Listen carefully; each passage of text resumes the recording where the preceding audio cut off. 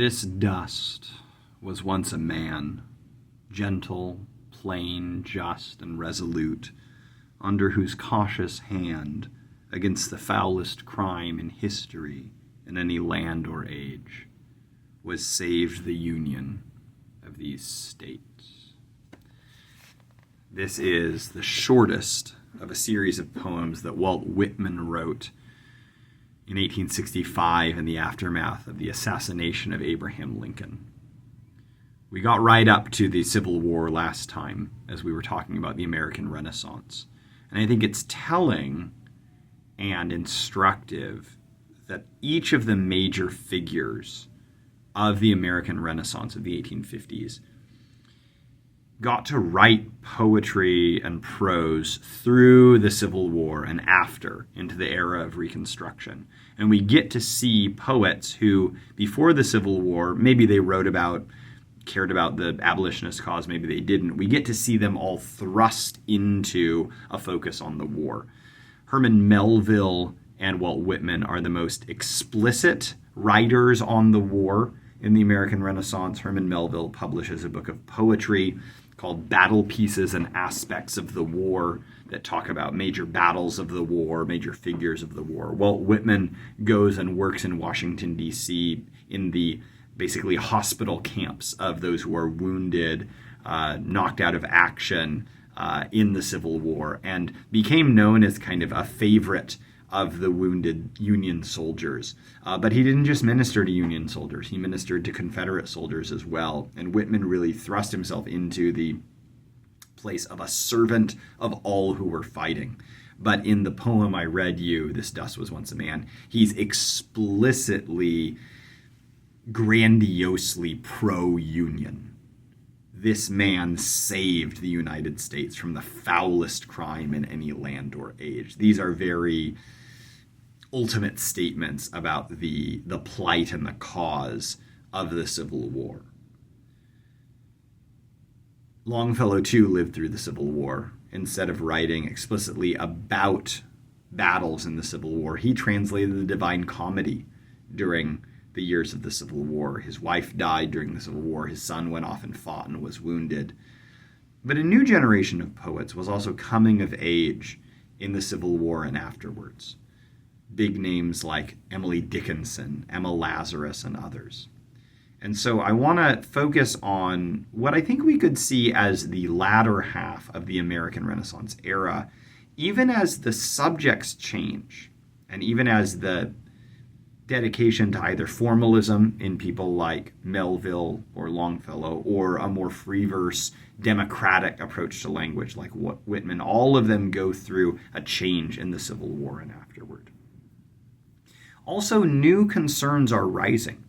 Once Lincoln is assassinated, the war is over, Reconstruction begins, we have kind of dual questions of what do we do with the people who have been emancipated, who have been freed?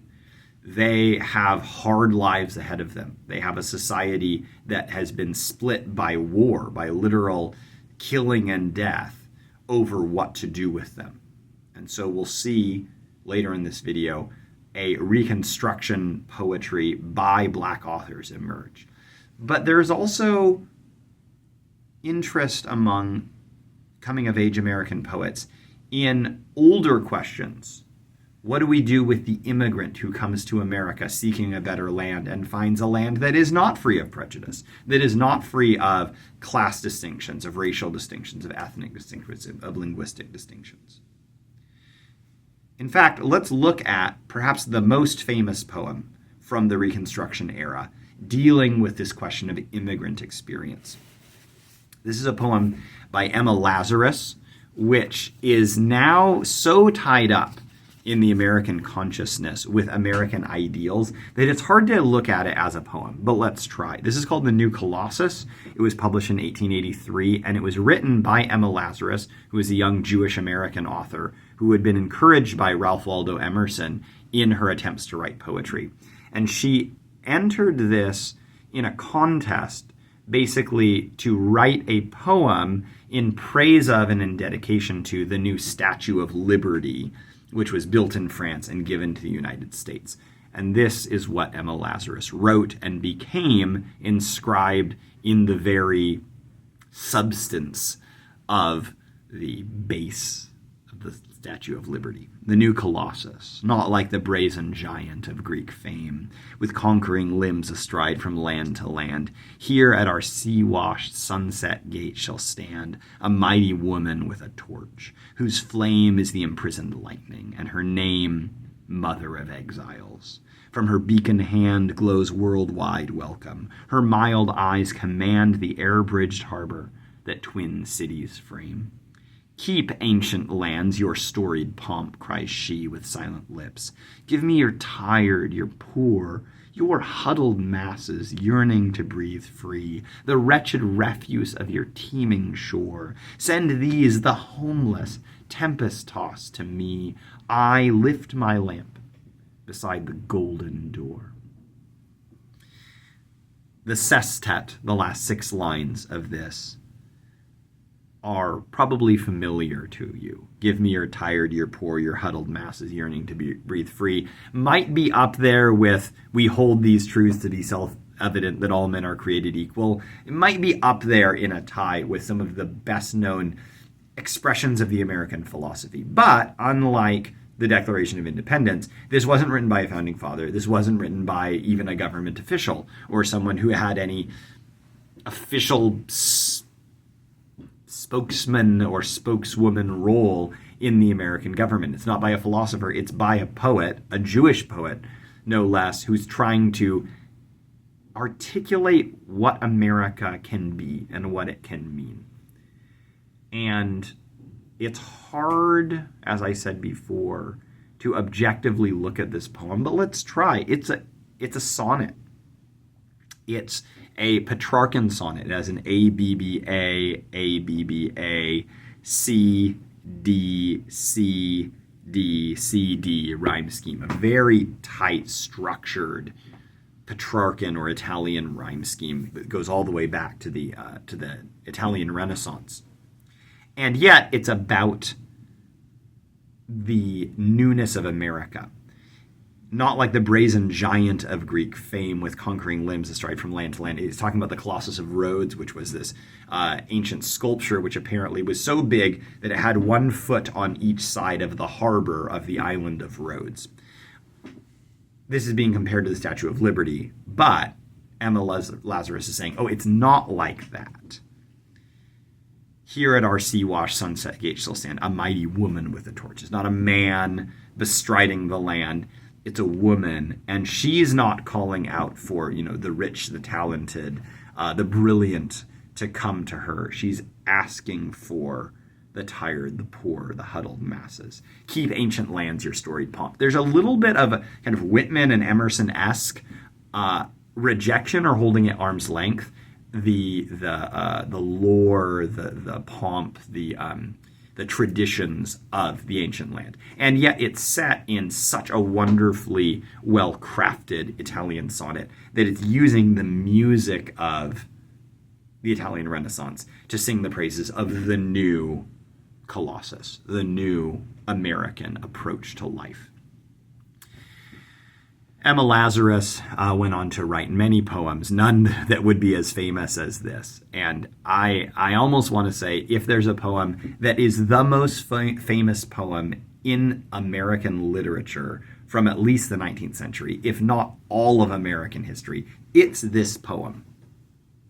It's funny that Emma Lazarus isn't seen as important a writer as, say, Emily Dickinson or Walt Whitman to the 19th century. And yet I think this poem is more famous and more influential in its ideas and in its memorable articulation of those ideas than any other poem written in the 19th century. We could fight about it. Post down in the comments if you have another poem that you think is as indelible in our American consciousness. Maybe some in the 20th century. We'll get to those later. There's another woman who's a contemporary of Emma Lazarus who is writing poetry of equal quality and at least as we see it now, of more important critical worth, and that's Emily Dickinson. Now, Emily Dickinson's interesting because her major poems were written in the 1860s and 1870s, but it wasn't until really the 1890s that her poetry began to be published and spread wide across the American literary landscape. And so in one sense, she really belongs to the Civil War and immediate aftermath of the Civil War era as a writer, but the public doesn't get to experience her. She doesn't make that impact on American literature until the 1890s. Now, why is that? I think very famously, you can look up many versions of this story, but very famously, she kept almost all of her writing to herself. She did put poems in letters that she would send to relatives and friends. Those letters are very beautiful, both in their prose and in their poems. But it was only after her death that her writings, the bulk of her writings, were discovered and published by her family and gained her international acclaim. And she's now seen, beside Walt Whitman, as one of the two great poets of the 19th century. Often they're kind of seen Whitman as the father of American poetry, Emily Dickinson as the mother of American poetry. I don't know if this is fair. I think Emma Lazarus is as good a poet as Dickinson, and Dickinson, though, wrote more poetry than Lazarus, and I think displays qualities and maybe a range that Lazarus doesn't have. Let's look at some of the most famous and indelible poems of Emily Dickinson. So this is probably my favorite one, which is tell all the truth, but tell it slant. Success in circuit lies. Too bright for our infirm delight, the truth's superb surprise. Like lightning to the children eased with explanation kind, the truth must dazzle gradually, or every man be blind. It's a wonderful da-da-da-da-da-da-da-da-da-da-da-da. It's a kind of a hymn meter or a ballad meter, very iambic, has some nice crisp rhymes, but she was also good at giving us slant rhymes. In fact, tell all the truth, but tell it slant. Success in circuit lies. This is this expression people have seen of not just, here's how to communicate with people in a way that they can understand it or that is easy for them to palate. This is, lots of people have seen an expression of her poetics, that she wants to tell things slant. She has another poem where she says, there's a certain slant of light on winter afternoons. And that word slant is capitalized, and people make a lot of it. But the thing I want you to think about is the diction, the choice of language. Success in circuit lies, too bright for our infirm delight, the truth's superb surprise. There's wonderful alliteration going on, but words like circus and infirm, the truth must dazzle gradually. She loves these very dense words, these words that have a root in Latin. She really likes Latinate words, sometimes very technical, scientific, and even medical terms she loves using. She expands, I think, the range of poetic language in American poetry, maybe more than any other poet. Now, it's interesting because formally, she mostly sticks throughout her whole career. She wrote, over 1,500 poems. She mostly sticks to that ballad meter, da-da-da-da-da-da-da-da-da-da-da. There are exceptions to that. I think wild nights, were I with thee, wild nights would be our luxury. Those are shorter lines, and yet she still has a very sing-songy, very rhyme-heavy diction. Let's look at one more of hers. This is another kind of poetics-focused poem. I dwell in possibility, a fairer house than prose, more numerous of windows, superior of doors, of chambers as the cedars, impregnable of eye, and for an everlasting roof the gambrels of the sky, of visitors the fairest, for occupation this, the spreading wide my narrow hands to gather paradise.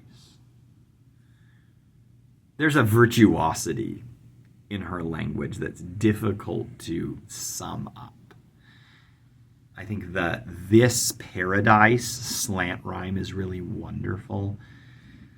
She makes us wait for occupation, this, the spreading wide my narrow hands to gather paradise. She makes us wait for occupation. Yeah, what's your occupation? This. Okay, what's this? The spreading of my hands to gather paradise, with that last word. It's capitalized. It's Dantean. It's eschatological. She loves surprising us with the grandness of her vision and the ecstasy of her imagination. I could sit here and praise Dickinson all day, but other things are going on in the American poetry of the late 19th century that we need to not miss. So I mentioned Reconstruction, and one of the real joys of reading late 19th century poetry in the aftermath of Civil War and Renaissance is seeing these new black poets come of age who aren't like Frances Ellen Harper. They aren't writing sort of for the abolitionist cause. They're trying to say, okay, we're free now. Reconstruction has started and then kind of been halted and failed. The Jim Crow laws sort of sweep across the South in the late 19th century.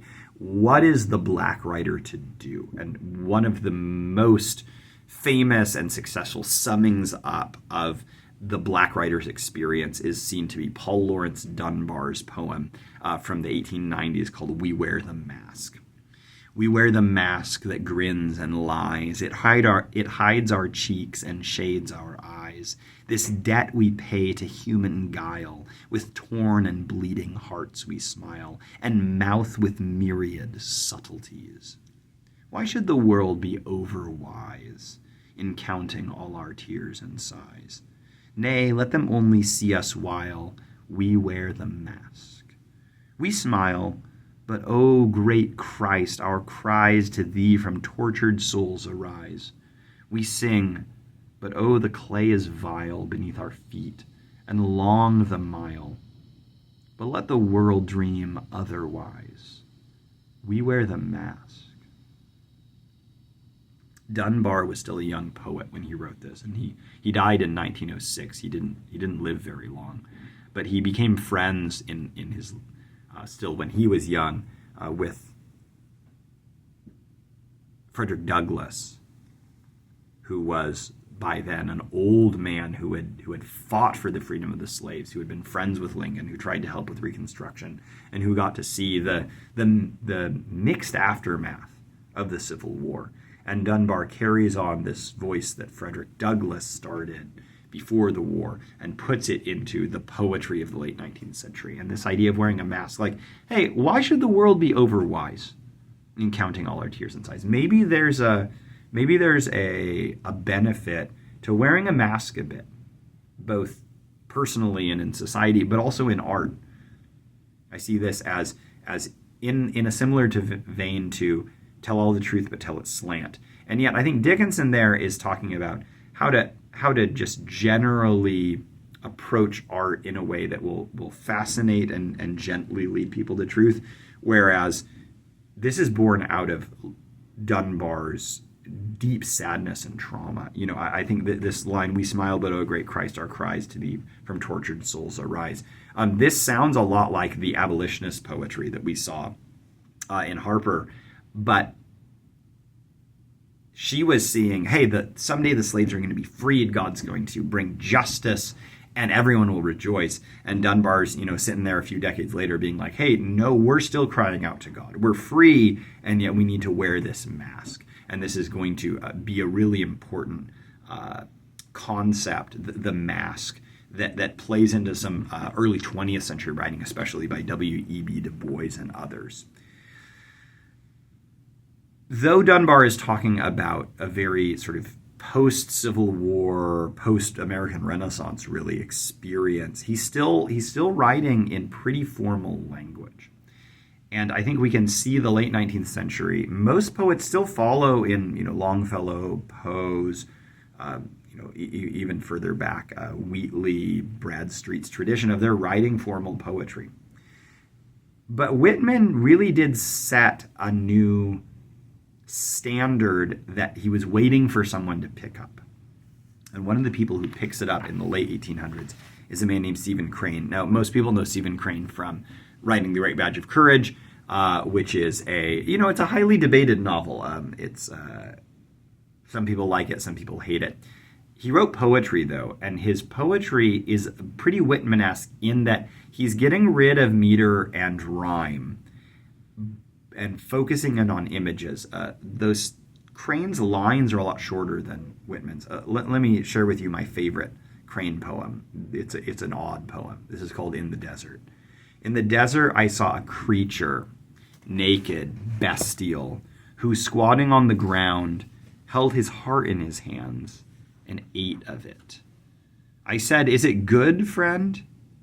"It is bitter, bitter," he answered. "But I like it because it is bitter and because it is my heart."